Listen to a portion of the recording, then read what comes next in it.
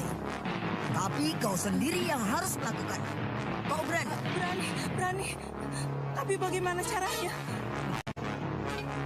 Ini, ada racun yang sangat manjur. Setetes saja dari racun ini, Ayu Sekarsari akan mati mengering. Bukan hanya jadinya, tapi juga ibunya. Kamu berani? Hanya setetes bisa membunuh Ayu Sekarsari dan bayinya, Nyi? Iya. Kamu lihat sendiri, Cundomanik. Gringsing benar-benar tidak kapok. Dia malah mau meracuni bayi dan ibunya. Izinkan saya untuk menghentikan semua itu, Kanjeng Ratu. Apa yang akan Racun itu dari tangan Loro Andini, Nyi Ratu. Cundomanik, tak ada pasal yang membenarkan kita boleh ikut campur secara langsung dengan apa yang terjadi pada manusia. Iya, Kanjeng Ratu, saya mengerti. Tapi kalau racun yang diberikan oleh Nyi Gringsing yang akan mencelakakan Nyi Dewi Ayu Sekarsari dan bayinya, apa kita harus diam saja, Nyi Ratu? Jangan khawatir, Cundomanik. Sejauh ini, kita masih selalu bisa menyelamatkan bayi dan ibunya dari ancaman Nyi Gringsing. Setelah rencananya yang pertama gagal membunuh putra permaisuri kerajaan, Nyi Gringsing, seorang penyihir sakti penuh tipu muslihat, kembali menyusun strategi. Kali ini, ia memilih metode yang lebih halus namun mematikan, racun halus yang dirancang untuk menyerang bayi yang masih dalam kandungan. Sementara itu, dari kejauhan, Nyai Roro Kidul dan Kondo Manik berbincang dengan penuh keprihatinan. Mereka menyadari bahaya besar yang mengintai kerajaan, namun Nyai Roro Kidul terikat oleh hukum alam yang melarang campur tangan langsung. Dengan segala keterbatasan, ia berupaya melindungi calon penerus tahta dengan mengandalkan abdi dalam yang setia. Siapa yang melakukan ini? Hah? Hei pendekar wanita! Kau pasti murid Taji Saketi! Ayo hadapi aku! Kita adu ilmu singgah si monggo kita! Hah? Hah?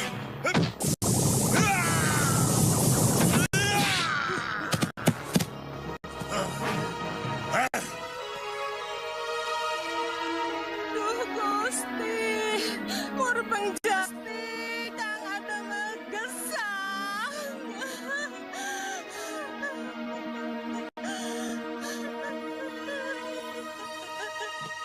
Sudah, Nyi. Sudah. Apanya yang sudah? Sudah terlanjur. Mungkin sudah jadi nasib anakmu.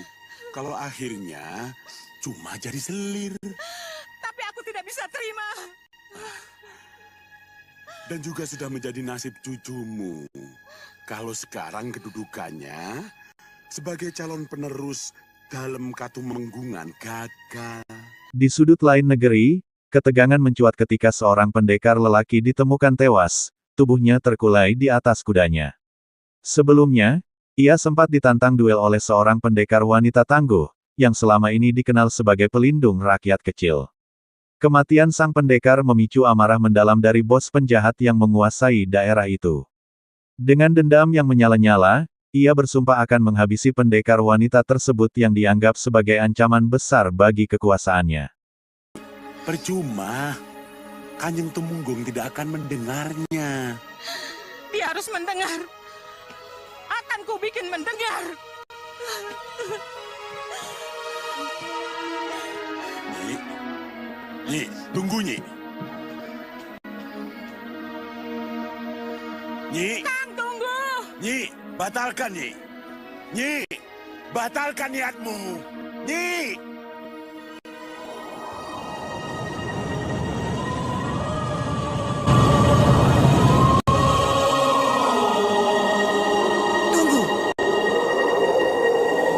Kanjeng Ratu? Ada yang mengganggu ketenanganku pagi ini. Siapa Kanjeng Ratu? Niwingit. Niwingit? Ibu dari Dewi Tantri. Dewi Tantri? Ya, salah satu dari selir Tumenggung Cokro Nanggolo. Dia juga akan membunuh Nyi Dewi Ayu Sekarsari dan bayinya seperti Loro Andini. Tidak, tapi kedatangannya ke Katumenggungan harus dicegah, harus dihalangi. Kenapa Kanjeng Ratu? Pokoknya halangi. Akan terjadi sesuatu yang mengerikan kalau kedatangan Wingit ke Katumenggungan tidak dihalangi. Apa yang harus saya lakukan? Kita lihat saja nanti.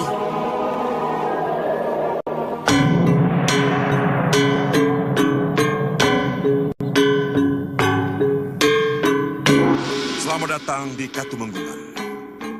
Semoga sejahtera menyertai kalian semua. Mohon maaf nih, pokoknya Nyi Wingit gak boleh masuk. Apa alasannya? Kamu kan tahu siapa saya. Kanjeng Tumenggung sedang banyak tamu nih.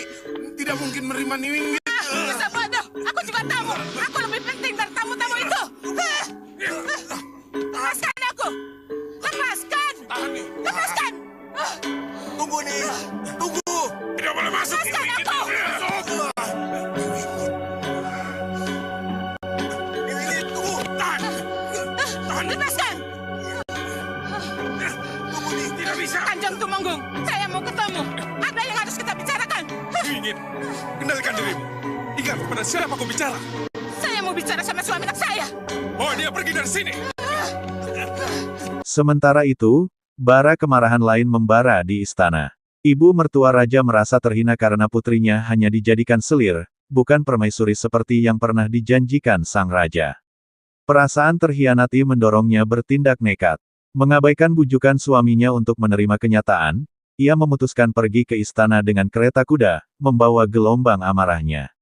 Namun, kedatangan mendadaknya di tengah pertemuan penting dengan tamu-tamu kerajaan membuat raja tersinggung besar.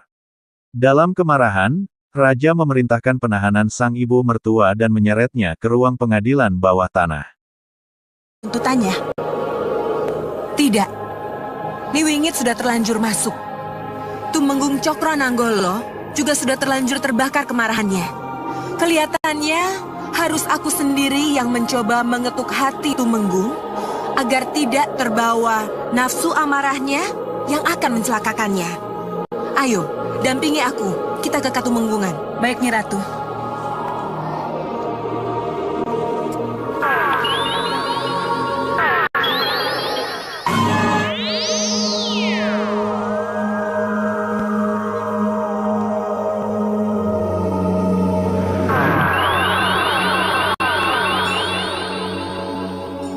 Akan coba aku bisikan himbauan ke Tumenggung agar ia membatalkan niatnya menemui Nyi Wingit. Kalau peka, ia mendengarku. Tapi kalau tidak, kita tidak bisa berbuat apa-apa lagi. Aku akan bicara lewat Yudo Turonggo, Kepala Keamanan Katumenggungan.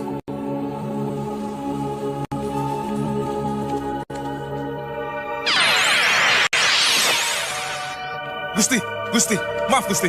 Apa urusan dengan Nyi Wingit tidak bisa ditunda? Gusti tinggalkan pasawanan hanya untuk ngurus Nyi Wingit? Orang seperti Nyi Wingit harus segera diberi pelajaran Yudo Turonggo. Ia sudah bikin malu dan harus segera dihukum. Tapi, apa kata para nayaka praja, para tamu, para priagung dan para demang? Kalau cuma hanya karena Nyi Wingit, Gusti tinggalkan mereka. Wingit sudah bikin malu. Ia harus segera dihukum. Gusti, serahkan Nyi Wingit pada saya, Gusti. Akan saya hukum dia.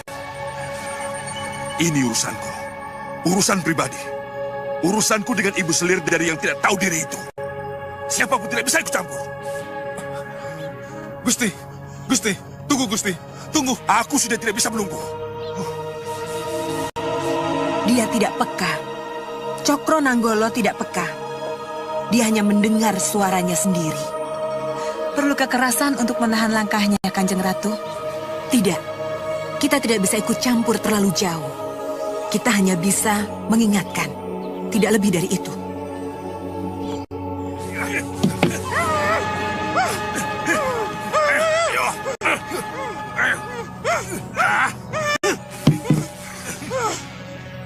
Nyi Wingit, kau pikir kau ini siapa, ha? Berani teriak-teriak padahal di pendopo ada para piagung dan tamu Katumenggungan. Sengaja mau bikin malu aku, ha? Kamu sengaja menjatuhkan nama Ingsun Tumenggung Cokronanggolo di depan pasewakan. Hah? Bicara. Bicaralah. Saya kesini untuk menagih janji Kanjeng Tumenggung. Janji? Janji apa? Dulu sebelum Kanjeng Tumenggung minta tantri anak saya, apa yang Kanjeng Tumenggung katakan pada saya? Siapa ini? Tumenggung tak pernah janji apa-apa pada wong cilik. Kanjeng Tumenggung janji akan menjadikan tantri sebagai garwa patni, akan memberi kami, saya dan Surolangu suami saya, pangkat dan kedudukan tinggi. Tapi sampai hari ini, janji hanya janji. Kami tetap nelongso, sengsara, tetap hidup di gobok dan tidak punya apa-apa. Oh, Wingit. Kamu tidak mengaca diri. Tidak mau melihat ke belakang. Siapa dirimu sebenarnya? Kau ini wong cilik. Ongklak-angklik. Ngatu kora cecek. Nanging langit kaguyuhani. Tidak tahu diri kau, Wingit. Kau seharusnya berterima kasih. Karena aku telah angkat tantri anakmu dari jelata menjadi selir. Aku telah anugerahkan panggilan Dewi agar anakmu yang jelata menjadi terangkat derajatnya. Tapi kamu mentengkelek. Tidak tahu diri kau, Wingit. Saya cuma menagih janji.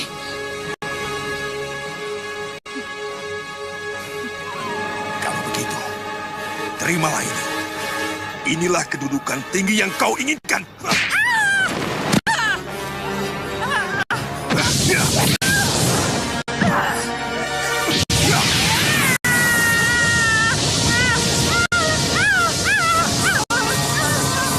Kau ingin duduk setinggi itu, Wingit? Ingin seperti itu selamanya? Atau ingin di atas lagi? Ingin seperti itu, Wingit?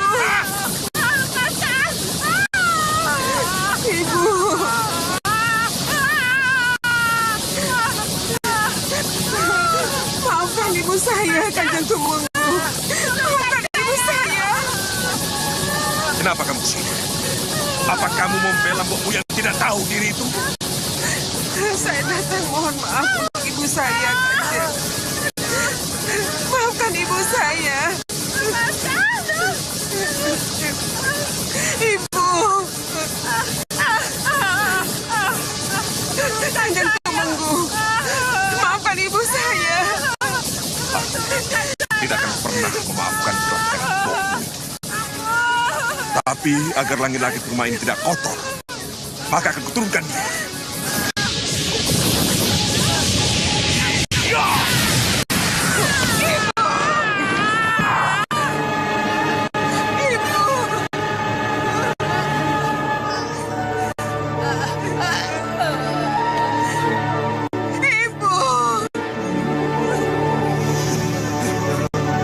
Bawa dia keluar dan jangan sampai masuk sini lagi.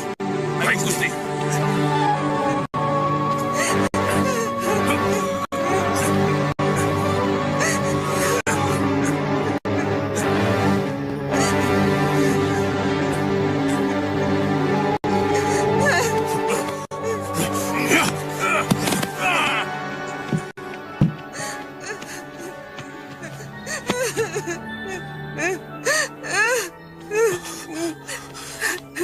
Ibu.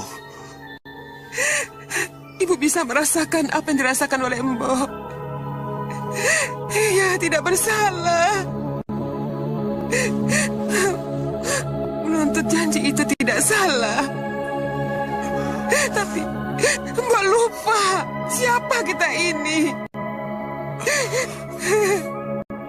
Mbok terlalu muluk bermimpi. Dulu mungkin benar. Mbok atau ibu memang bukan siapa-siapa di mata Tumenggung. Tapi, kini kita bagian dari Katepunggungan. Ibu adalah selir Tumenggung. Dan saya tak bisa disangka adalah putra laki-laki Romo Temenggung Cokrononggolo. Benar, Nanda Raden. Tapi anak laki-laki harus menuntut haknya sebagai anak laki-laki. Di sisi lain, Permaisuri merasakan firasat buruk sejak awal, tetapi segalanya terjadi terlalu cepat. Bahkan upaya halus Nyi Roro Kidul untuk meredam amarah raja melalui kepala keamanan pun tak membuahkan hasil. Hukuman pun dijatuhkan, meninggalkan sang ibu mertua dalam derita di ruang tahanan, sementara putrinya menangis pilu di kamar, meratapi nasib buruk yang menimpa keluarganya.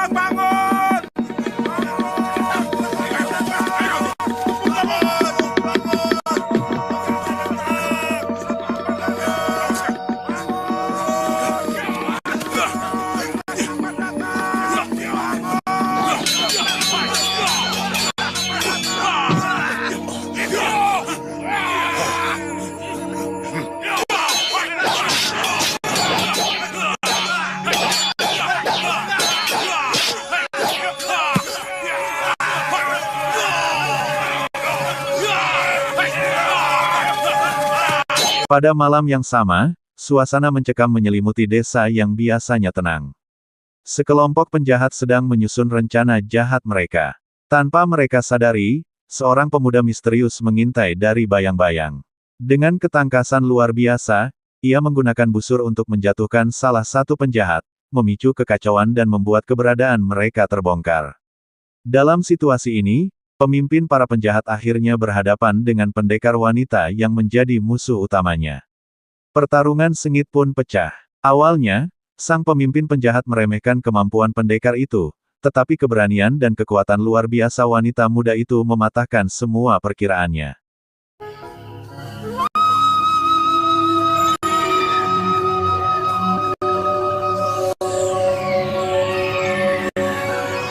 Sihir semongkomu cukup sempurna.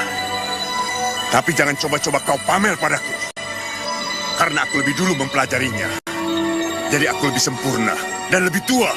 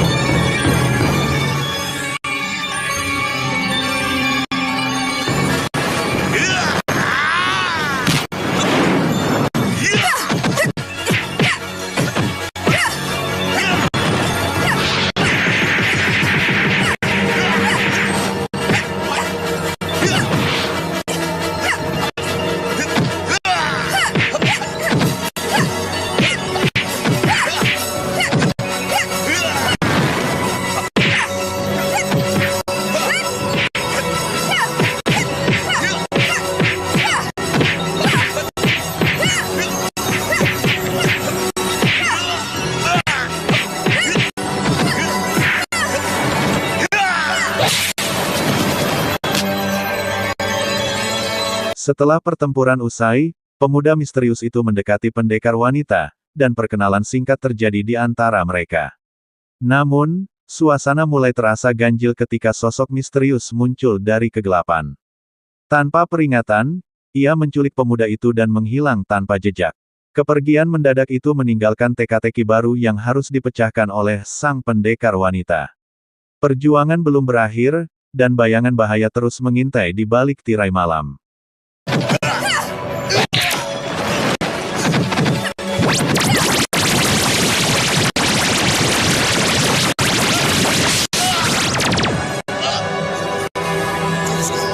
Bagaimana bisa kau kuasai?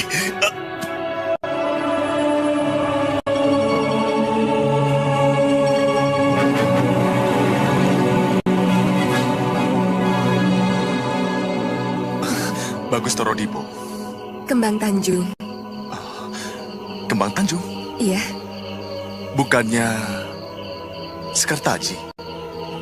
Sekartaji. Iya. Sekartaji alias